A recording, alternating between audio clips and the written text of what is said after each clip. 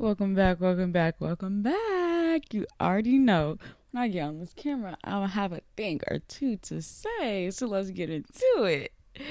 All right, y'all. So today I actually recorded this video yesterday, but I'm gonna be quite frank with you. I I wasn't feeling it. It wasn't given. It didn't match me. It didn't give where I'm trying to be at today. But sorry, got distracted because my man texted me. Um, but the video was just about like women and expectations, and I just wanted to switch it up. And today I just wanted to talk about, um, I guess just what I've learned as I'm becoming a woman, as I'm growing, maturing, learning new things.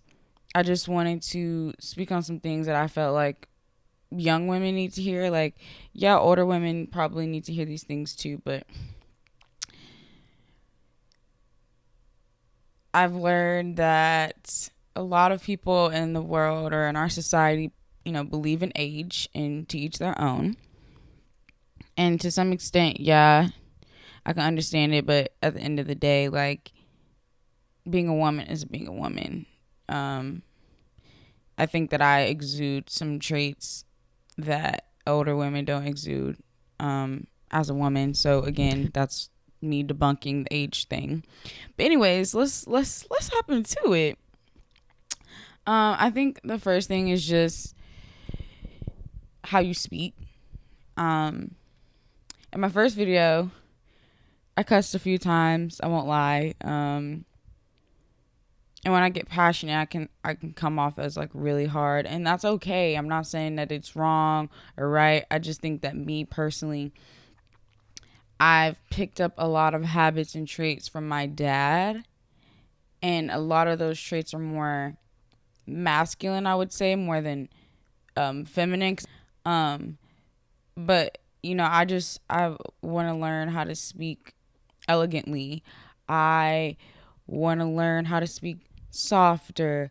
I want to learn how to articulate my words and not say like and all the time, because sometimes I think like and come from uncertainty. And um just as a person, you see you see what I did there? As a person, you want to learn how to articulate your words and speak with confidence. And I think that comes from me just being afraid to say what it is that I need to say or what it is that I want to say. Or, I've had said things in the past and maybe someone shut it down or made me feel as if I was wrong or I shouldn't have said it. So um, I just want to learn how to be more confident in those things. Right now I keep saying and I'm just giving you the perfect example. It's because I'm starting to get off my flow. And I think a lot of the times when you get in your head about speaking instead of just talking, that's where those things come in.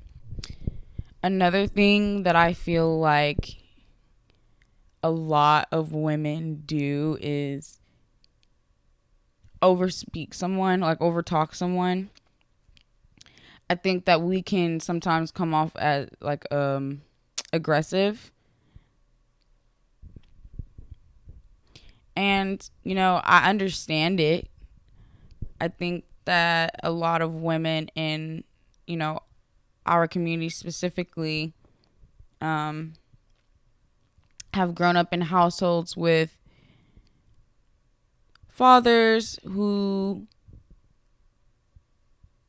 don't know how to be, excuse me, don't know how to be soft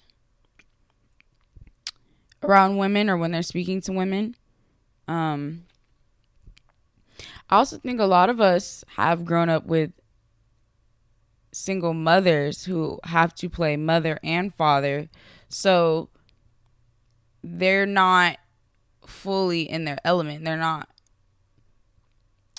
fully embracing their femininity. And I think that it's hard to, as a child, understand what that means to be feminine when you don't necessarily see it. So I understand where a lot of it comes from. I think what we need to learn as women is how to convey our messages. I'll give you a perfect example. You know, when you say, I love you to someone, it's not necessarily high pitch, it's soft. It shows excitement. And I think that you might hear sometimes, I love you, or love you, or I love you. All three of those things sound very unexpressive. You sound like you're like you're being unenthusiastic, or you're like annoyed. And those are some of the things that we could work on as women. That's just an example. I think a big thing that a lot of young women struggle with is listening skills. We don't understand what it actually means to listen. We don't understand what that looks like, what it sounds like, how to do it. A lot of the times we're just trying to get to a point or make a point known. And I think that's usually like a masculine trait. You know, you can disagree with me, but that's just how I view it. I feel like a lot of women, when someone makes the note of, okay, you should be more quiet, I think that's also a very submissive thing to learn. And we've taken this whole submissive thing to a whole nother level. And a lot of people don't even like the word to begin with because of all these relationship people online trying to tell you what you should and shouldn't do in a relationship. And I think it's less about telling someone how they should be in a relationship and more about, okay, men, let's hold each other accountable. Women, let's hold each other accountable, and let's teach each other how to operate in our masculine and feminine. I think that's a really big part of it. Being quiet is not to shut you up. Being quiet requires you to be observant. Being quiet requires you to fully listen to what the person is saying. Also, being quiet can help you sometimes when you, for example, I'm having a conversation with someone before, and I took what they said the wrong way. I perceived it in a way that they were not portraying it to me, because I'm not actually being quiet in my mind and observing what is being said. And because I'm not observing what's being said, I'm perceiving it in a way that it's not being told or portrayed to me. And I believe that being quiet will help you listen to understand versus listening to respond, which is what was happening in that moment, which is why I wasn't fully grasping the message that was being conveyed to me. I know a lot of women struggle with expectations. And I was literally talking to my mom about this last night. And she was telling me how, older women have expectations, this, that, and the third. And what I'm paying attention to is it's not about having the expectations. Because for one, we as women have expectations because we grow up thinking that men are supposed to be a certain way and that women are supposed to be a certain way. Why? Because we watch it on TV. Because society has taught us these things, and generation after generation after generation it's being taught. For example, chivalry. I do not think that chivalry is a bad thing. I think that chivalry is part of a love language, is part of acts of service, serving one another. But what the problem is that you expect someone to serve you versus deserving or allowing that person to love you in that way because that's what they want to do, and allowing them to show that to you versus you expecting it. It's okay to have wants or needs, but you have to be able to communicate that to your partner, friend, doesn't have to just be a romantic partner, family member, whomever. You have to be able to communicate those things to that person and allow them to take it in.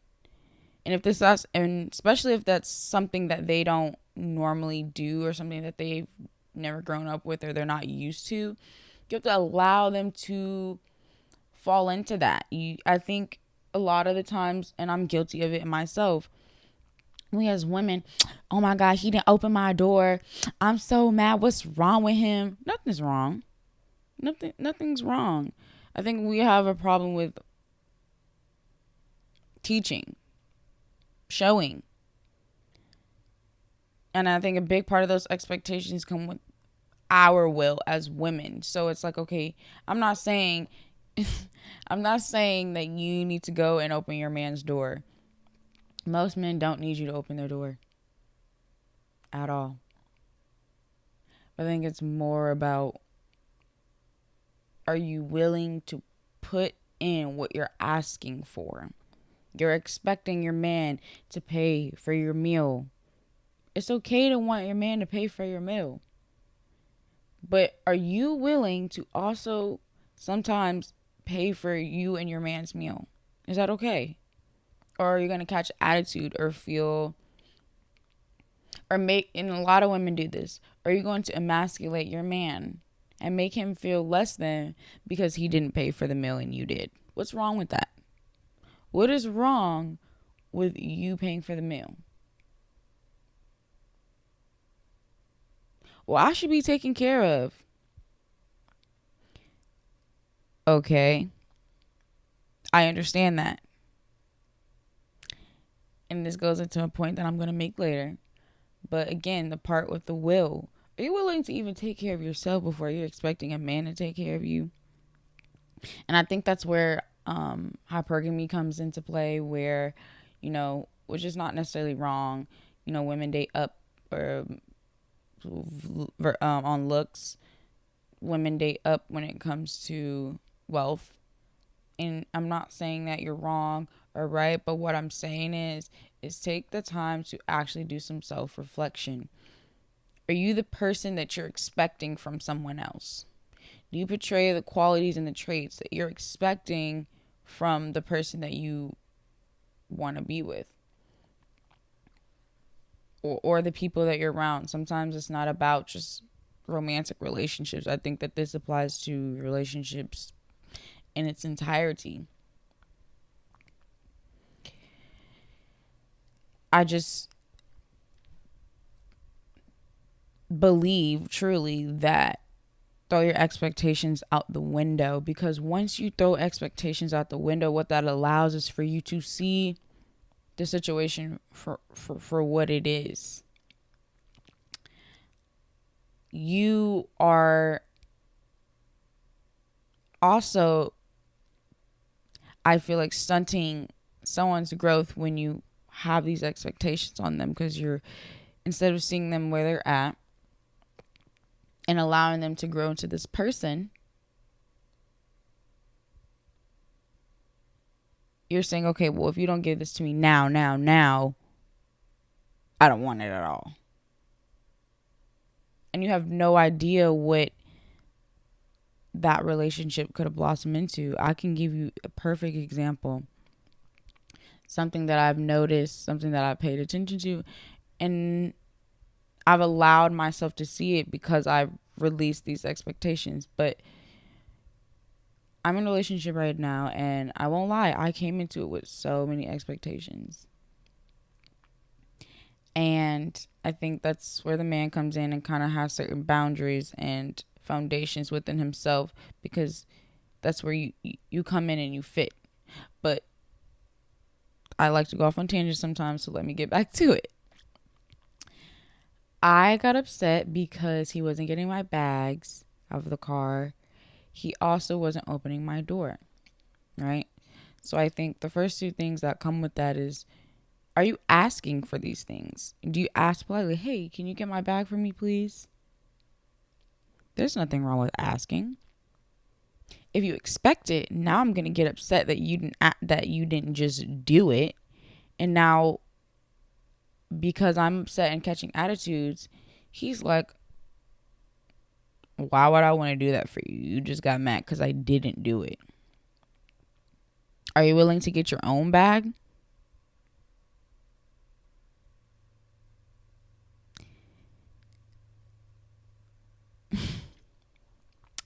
But what I was saying and what I noticed was that we had that conversation.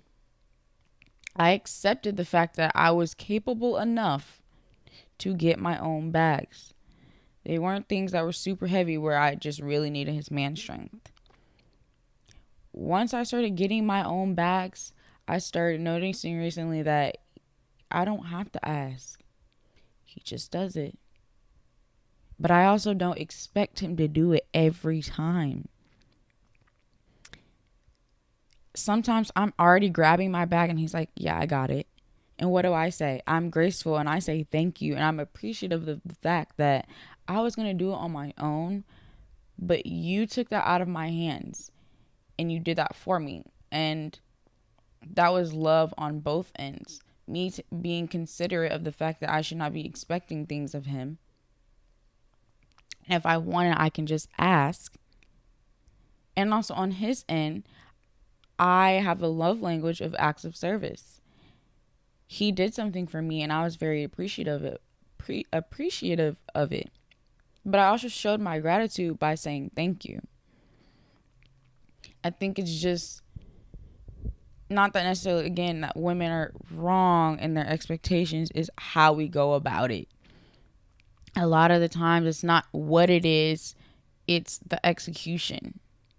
It's how it comes across to the other person. I think what I will say, what your biggest takeaway should be, is just don't expect what you aren't willing to give. Learn how to speak with more poise and grace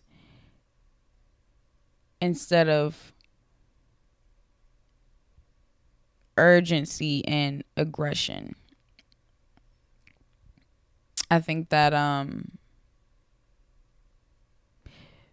we as young women struggle with that. And I believe it's because a lot of things we watch and we listen to, like even growing up, the ideologies that we had of men and what they're supposed to do and what they portrayed is not necessarily reality because everybody's not the same. So I would take those things into consideration. And before I end this video, I'm going to give you, I guess, 5 things that helped me lean into becoming who I am as a person and who I am as a woman. Number 1 is purpose. We literally grow up watching, and I have had this conversation so many times about how nurture versus nature, because that's a big thing that I'm on right now. And we grow up and learn that women are supposed to focus and chase love. Well, men do work and chase purpose. But as a human, as a person, it's not about chasing. It's about flowing and figuring out what fits you. What direction are you going in? Once you find out what direction you're going in, that leads me to my next point, is standards and principles. Once you find out what direction you're going in, it's so important to know what you stand on. what is the foundation? A lot of the time that's where, God comes in, and inner self-reflection and meditation, prayer, all those things. They help you questioning yourself. They help you to find what it is that where do your values lie? I think that's what I'll say. So your purpose, and then where do your values lie?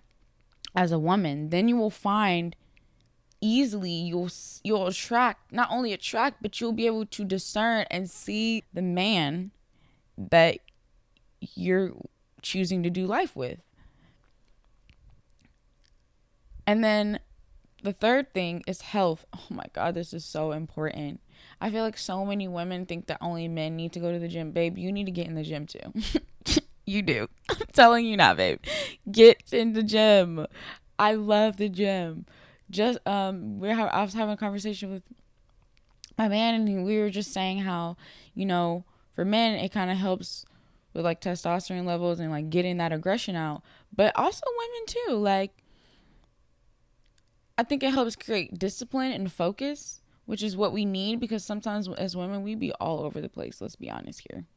We be all over the place. I'm guilty of it all day, every day. Taking care of your body, just making sure you're in shape and you're fit, and not only just the gym. What are you putting into your body? Because a lot of the times we be so aggressive because we're not even eating the right foods, and you can't even figure out why you're so angry. A lot of the times you don't realize why your cycle is the way that it is, because the things that you eat and you take in, that matters. And I actually think I want to make a video about like just your cycle and all the things that come with it and all the things I've learned, but it's another story for another day. And then number 5, practice being soft. So if you want to whisper like this, you can try this every day and just whisper for a little bit, and it'll help you to stop being so loud. That's something I've been doing.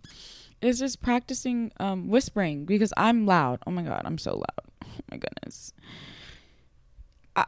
I can be so loud sometimes, and it's actually really annoying. It's really annoying sometimes, because when I'm around other women or even men like mine who are like speaking softer, or they're not as loud, and then you look at yourself and you realize how loud you are. I'm not saying it's like you need to shame yourself or feel bad about it, but I think as women it's something that we can work on, because being soft creates a peace within you. I promise you it does. I back that 100%. There's just inner peace, and it feels amazing. But also that inner peace is part of your self-love. Practicing being soft is also being soft with yourself, being compassionate, not talking about yourself. Using kind words when you're speaking to yourself, so that way you can use kind words when you're speaking to other people. It's okay to be assertive in the way that you have boundaries for yourself. And the reason that I'm saying that is because sometimes we associate with soft with weak. I couldn't think of the word. I don't know why. But sometimes we associate soft with being weak, and being soft is not a weak thing.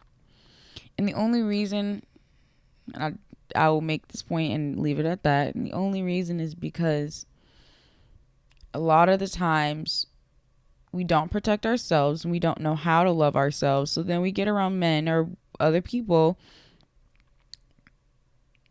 that also don't know how to protect us emotionally, spiritually, and physically. So we feel like we have to get loud or aggressive or more assertive so we can be powerful. But babe, I promise you that inner peace, being soft as a woman, is your power. You just have to learn how to operate in it. You have to learn how to use it to your advantage, not in a negative way, but in a positive way for you and for the people that you have in your life. I think that was a big thing for me. I didn't understand that, and now that I do, it feels great. It feels really good. I feel way more powerful being soft and being quiet when I need to be. But also, look, being soft does not mean that you cannot assert your no. Saying no is such a powerful thing. Being soft does not mean you can't say no. Being soft means you should be able to say no in a manner that doesn't get you out of character, in a manner that you still are saying with a stern tone, but your point is clear without having to get loud. So, that's what I want everyone to take away from this video, is understanding your power as a woman and how all the things that I just talked about can benefit you in the relationships that you are in and the people that you encounter, and ultimately realizing that you come first. I will leave you with that. Peace, love, and light to you all. Mwah.